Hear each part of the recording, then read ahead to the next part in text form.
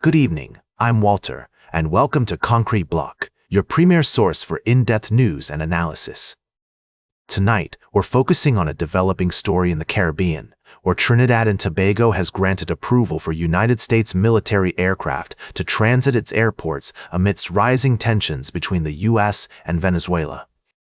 According to statements from the Foreign Ministry of Trinidad and Tobago, this move is part of the country's commitment to cooperate with the U.S. on regional security matters, with the specified activities being logistical in nature.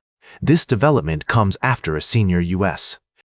military official met with Trinidad and Tobago Prime Minister Kamla Persad Bissessar to reaffirm their partnership and discuss priorities for regional security and stability. The decision has been made public as the U.S.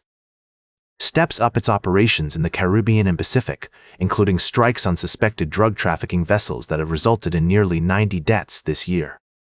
Critics argue that Trinidad and Tobago's move may draw the country into President Donald Trump's pressure campaign against Venezuelan leader Nicolás Maduro, who faces allegations of narcotics trafficking to the United States, claims which Caracas denies. It's worth noting that the installation of a U.S. radar system at the A&R Robinson International Airport in Tobago has also sparked concerns among critics, who fear it could be used as part of military operations against Venezuela. However, the government of Trinidad and Tobago maintains that the radar is intended for local crime-fighting efforts and will not be used to launch attacks on other countries.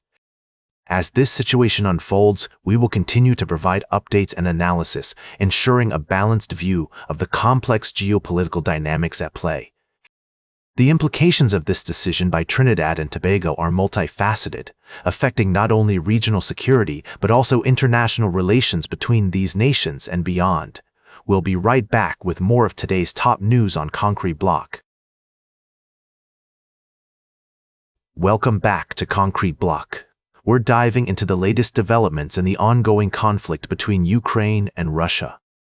As talks continue in Berlin, Ukrainian President Volodymyr Zelensky has signaled a willingness to compromise on his country's ambitions to join NATO, instead seeking strong security guarantees modeled on the alliance's Article 5 clause of mutual protection. This comes as Zelensky met with U.S. envoy Steve Witkoff and Donald Trump's son-in-law Jared Kushner, along with German Chancellor Friedrich Merz, to discuss a potential peace deal.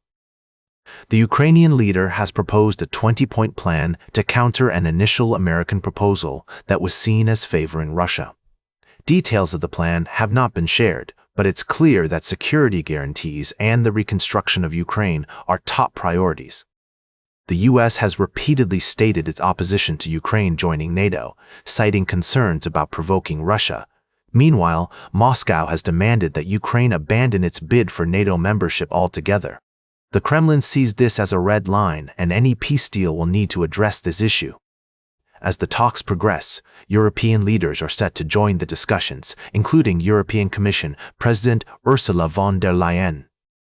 The EU is also considering the plan to send $99 billion worth of frozen Russian assets to support Ukraine's economy, although there's no consensus yet on whether this is feasible. It's a complex and delicate situation, with multiple parties involved and competing interests at play.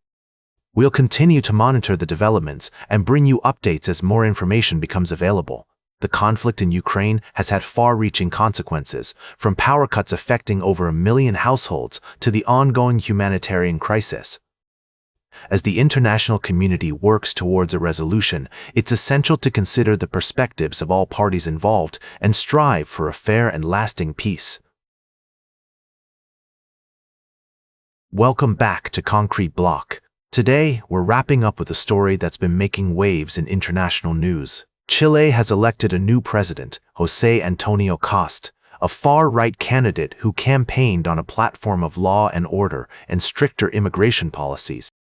Cast's victory has sparked both celebration and concern among Chileans, with some hailing him as a strong leader who can tackle the country's rising crime rates and others worrying about the potential impact on migrant communities. Cast's campaign focused heavily on issues like organized crime, drug trafficking, and theft, which have become major concerns for many Chileans. He promised to deploy the military to the border and crack down on undocumented migrants, pledging to make Chile a safer and more secure country. However, critics argue that his rhetoric is xenophobic and that his policies could lead to human rights violations. The issue of immigration is a complex one in Chile, with many migrants fleeing economic and political crises in countries like Venezuela. While some Chileans have expressed frustration about the influx of migrants, others recognize the important contributions they make to the economy and society. In fact, many businesses rely on migrant workers, and expelling them could have significant economic consequences. As Kast takes office, he'll face significant challenges in implementing his policies, particularly since his party lacks a majority in Congress.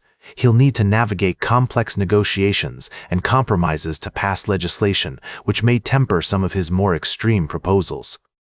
Ultimately, the election of José Antonio Kast as Chile's next president reflects a broader trend in Latin America, where many countries are grappling with issues of crime, insecurity, and migration. As we watch this story unfold, it's essential to approach it with nuance and balance, recognizing both the legitimate concerns of Chileans and the human rights of migrant communities. That's all for today's Concrete Block. Remember to like, share, and subscribe, and until next time, stay informed.